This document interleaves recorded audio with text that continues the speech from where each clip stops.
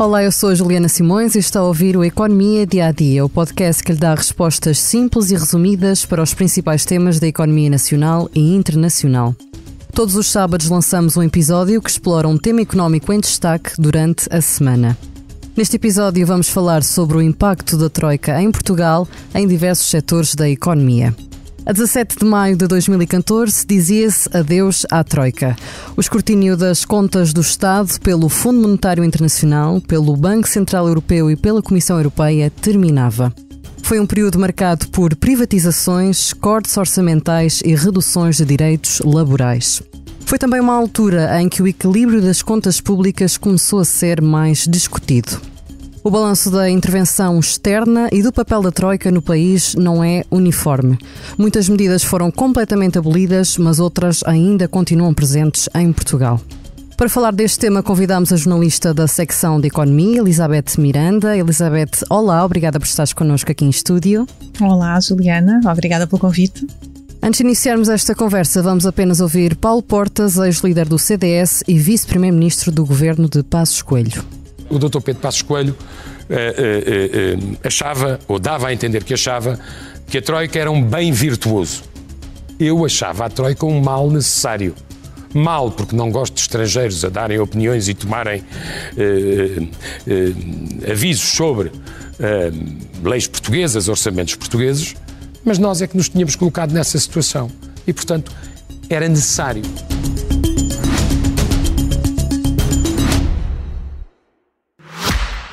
Subscrever o Expresso é ter acesso à melhor informação, a uma vasta oferta de conteúdos exclusivos e à opinião de referência. Subscrever o Expresso é tornar-se membro do nosso clube, poder ser voz ativa de uma comunidade informada e beneficiar de vantagens exclusivas. Subscreva o Expresso em expresso.pt/digital. Expresso. Liberdade para pensar. Elizabeth, entre as várias medidas introduzidas durante os anos de resgate da Troika, as medidas de índole social e laboral foram provavelmente as mais contestadas. Qual é que foi o impacto direto na Troika da vida dos portugueses? O impacto foi muito grande e muito abrangente, mas convém recuarmos um pouco, dar algum contexto, porque quando a Troika chega a Portugal, o país já estava em grandes dificuldades. Já tinha havido uma crise financeira em 2007, com epicentro nos Estados Unidos, motivada por práticas irregulares, aventureiras, muito danosas do setor financeiro, que tinham passado despercebidos aos reguladores e entrou-se numa espiral de desconfiança tal, à escala global, em que os bancos deixaram de emprestar dinheiro e entre si, e as desconfianças depois estenderam-se também aos países mais frágeis e aos países mais frágeis da zona euro. Portanto, em 2009 nós já tínhamos passado por uma recessão, o desemprego já roçava os 10%, o Estado já estava com muita dificuldade em financiar-se, não havia quem nos emprestasse dinheiro, portanto a nós, à Grécia, à Irlanda, depois mais tarde à Espanha. Portanto, a situação de partida não era boa quando a Troika chega. Agora, quando chega para nos emprestar dinheiro, também entra a matar, não é? E aplica a receita tradicional destes programas de assistência, pelo menos na altura. No Estado, os funcionários públicos têm os salários cortados. No setor privado, o salário mínimo é congelado. Os pensionistas, parte dos pensionistas, veem a sua pensão também cortada. Há um aumento generalizado dos impostos, do IRS e do IVA e de outros impostos indiretos, e o investimento público, o investimento do Estado cai a pique. Portanto, foi um programa de choque, não é? E depois, a par destas medidas que tinham como objetivo fazer cortes orçamentais, travar despesa pública, reduziram-se um conjunto alargado de direitos laborais. Os critérios para despedimento foram facilitados, as indemnizações para despedimento baixaram significativamente, férias foram cortadas, o subsídio de desemprego foi cortado. Portanto, foram períodos de grandes ajustamentos e muita contestação, como tu dizes. Isto fez também com que muita gente saísse de Portugal, não é? Exatamente, essa foi uma das consequências mais diretas. Portanto, uma das consequências mais significativas foi o desemprego, quem continuou a ter trabalho sofreu cortes, reduções quer salarial, quer via impostos, mas houve muita gente que ficou efetivamente sem emprego, não é? O desemprego chegou aos 17%, aliás, ultrapassou os 17% em 2014, é quase o triplo do que temos atualmente. O país entrou em recessão, entre 2011 e 2013 a economia recuou quase 7%, que é muito significativo. O investimento público ficou esmagado e, como dizes, cerca de 200 mil pessoas acabaram por emigrar, muitas delas jovens, muitas delas qualificadas e que nos fazem falta hoje em dia, não é? Andamos com esta discussão. Quais é que foram os setores mais prejudicados? Eu julgo que foi generalizado, mas houve muitos, o caso dos enfermeiros foi paradigmático, muita gente na área também. Da saúde, professores também, não é? Nós perdemos 30 mil professores que agora também, alguns dos quais agora poderiam fazer falta. A administração pública emagreceu significativamente, não é? Depois, um dado curioso é que os efeitos económicos e orçamentais não foram tão virtuosos quanto aquilo que se julgava que seriam. Portanto, o déficit e a dívida na altura dispararam, a dívida pública disparou para 130% do PIB, sinalizando aquilo que mais tarde as autoridades, nomeadamente o FMI, que foi o que fez mais autocrítica, acabou por ser muito direto nesta análise, viria a reconhecer que se subestimou o impacto da austeridade no crescimento e que a consolidação orçamental de facto foi menos amiga do crescimento do que o que estava previsto, não é? Já estavas a mencionar, portanto, a economia teve obviamente que se reestruturar. Que mudanças significativas é que podes destacar deste período na economia, claro? Sim, e que se mantêm até hoje, não é? Eu diria que até hoje o que mais salientaria é a persistência de um conjunto de traumas que se mantêm e que têm influência na organização económica e na organização social. Temos o exemplo dos pensionistas.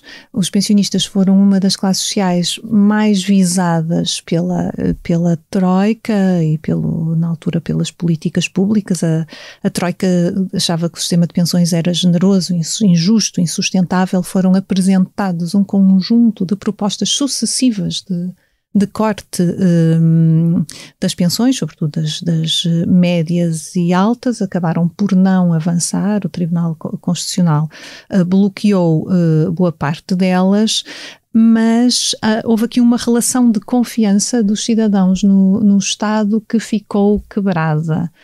Hoje em dia, e nós que somos jornalistas e lidamos com os leitores, eles interpelam-nos, nomeadamente por e-mail, verificamos que a relação dos cidadãos com o sistema de pensões alterou-se. A pensão deixou de ser um direito adquirido e os reformados estão num sobressalto permanente. Depois, outro exemplo é o das contas públicas, não é? Hoje em dia é quase uma unanimidade, todos aceitam que os excedentes como inevitáveis, necessários, indispensáveis. Mesmo os governos de esquerda passaram a ter uma espécie de obsessão com as contas públicas, não é? Exatamente. E aceita-se cortar em serviços públicos para garantir aqui algum equilíbrio orçamental. E os governos e também os cidadãos. Outro exemplo ainda foi o que passaste no início desta nosta nossa conversa, é que 10 anos depois, dois dos principais atores da execução destas políticas ainda estão desavindos, não é? Portanto, ainda não está sanado o papel que cada um teve durante a passagem da Troika. Portanto, temos o Pedro Passos Coelho a dizer que aguentou a Troika apesar de Paulo Portas, temos Paulo Portas a dizer que Pedro Passos Coelho encarava a Troika como um bem virtuoso e não como um mal necessário, não é? Portanto, parece que os dois atores políticos não estão ainda confortáveis com o que se passou naquela altura. Depois, além deste trauma, temos medidas indiretas que ainda persistem e temos medidas diretas que ainda estão em vigor. Pegando naquilo que dizias inicialmente, portanto, a economia obviamente estava muito fragilizada, era mesmo necessário, portanto, recorrer a este apoio externo, portanto, internacional? Bom, a Troika teve uma intervenção de curto prazo que era indispensável, que era, na altura ninguém nos emprestava dinheiro e era preciso haver um credor, isso sem dúvida. Agora, se a intensidade do programa de ajustamento foi adequada, calibrada, julgo que hoje em dia, aliás, poucos anos depois, muitos agentes, nomeadamente o próprio FMI, reconheceu que tinha sido bastante exagerado para aquilo que era necessário e, entretanto, houve uma série de reformas institucionais a nível europeu e a nível do próprio Banco Central Europeu que garantem que, se hoje em dia houvesse uma crise, muito provavelmente ela não seria resolvida nos termos em que foi na altura. Agora, há medidas diretas, há um conjunto alargado de medidas que nós mantivemos até hoje, o que significa que os sucessivos governos que, entretanto, sucederam, entenderam que eram adequadas de uma maneira ou de outra, apesar de muita contestação também de alguns partidos da oposição. Por exemplo, os dias de férias continuam reduzidos, eram de 25, podiam ser de 25, consoante a assiduidade dos trabalhadores, passaram para 22 e ainda nenhum governo voltou a colocar nos 25. Despedir continua a ser mais barato. O valor do subsídio de desemprego e o tempo de atribuição de subsídio de desemprego continua a estar encolhido face àquilo que era o período pré-troika. A idade da reforma também subiu de supetão em 2014, salvo erro, e não se recuou nessas medidas. E depois, por exemplo, os próprios impostos, há um conjunto de impostos que se mantêm, nomeadamente os indiretos que se mantêm com taxas elevadas, e o próprio IRS, que progressivamente está a tentar aliviar. Há alguns níveis de rendimento que ainda não recuperaram, aliás, estão longe disso, nomeadamente rendimentos médios e altos, estão muito longe de recuperar o rendimento disponível que tinham antes da Troika. E depois, pronto, há os outros efeitos mais indiretos, não é? Nomeadamente na educação, na administração pública, os jovens que saíram, a própria administração pública deixou de ser atrativa, o setor está dilapidado, portanto continuamos ainda a enfrentar algumas sequelas daquele período. Falando da própria economia, também tivemos agora, enfim, a economia começou a ser virada mais para o mercado externo, não é? É algo que ainda se verifica atualmente com o turismo, com tudo mais. Exatamente, essa é uma das grandes diferenças face ao período pré-troika, e quem defende o ajustamento e a forma como foi feito apresenta esse indicador como uma das vantagens, não é? Portanto, nós tivemos um empréstimo numa altura em que não tínhamos quem nos emprestasse dinheiro. Entretanto, Portugal ganhou soberania financeira. Hoje em dia temos quem nos empreste dinheiro a juros relativamente baixos comparativamente com a Alemanha, e temos já um rating muito confortável, já estamos no nível A. Pronto, já são tecnicidades um pouco desnecessárias, mas somos vistos como bons devedores cumpridores. Portanto, 10 anos depois, o nosso foco nos mercados externos aumentou muito significativamente. As empresas deixaram de estar tão dependentes do consumo interno e viraram-se para as exportações. As exportações representam hoje em dia já 47% do PIB. Temos contas públicas equilibradas, portanto, estamos hoje numa situação muito mais confortável do que estávamos há 10 anos, claramente. Por outro lado, privatizámos setores estratégicos, não é? Nós entregamos as nossas infraestruturas e a nossa infraestrutura elétrica a outro Estado, a REN, entregamos ao Estado chinês. Outras fizemos de forma apressada, sem acautelar o interesse público. Ainda recentemente ouvimos o Tribunal de Contas a dizer isto sobre a privatização da ANA.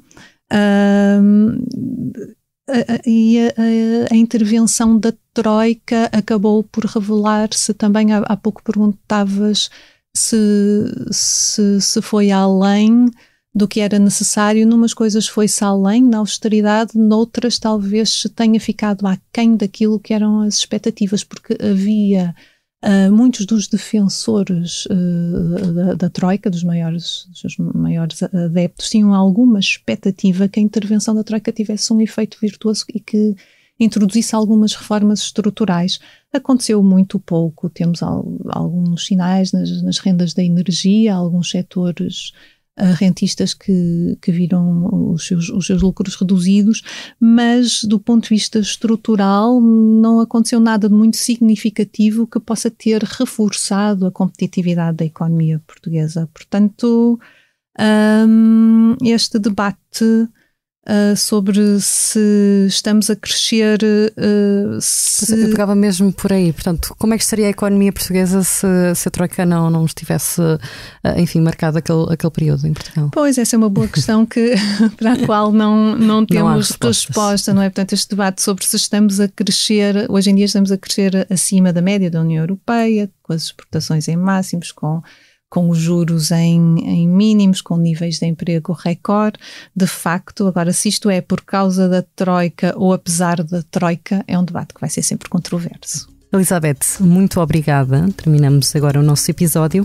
Esta semana é tudo aqui no Economia Dia a Dia. Antes de me despedir, convido a ouvir o podcast Expresso da Manhã de Paulo Baldaia. No último episódio esteve à conversa com Henrique Monteiro, colunista do Expresso, sobre a controversa Lei dos Agentes Estrangeiros, aprovada na Geórgia e inspirada na Rússia. A sonoplastia deste episódio foi de Tomás Delfim e de João Martins. Muito obrigada. E assim, obrigada por estar desse lado. Se tem questões ou dúvidas que gostaria de ver explicadas no Economia Dia a Dia, envie um e-mail para jsimões@expresso.empresa.pt. Voltamos já na segunda com mais novidades económicas.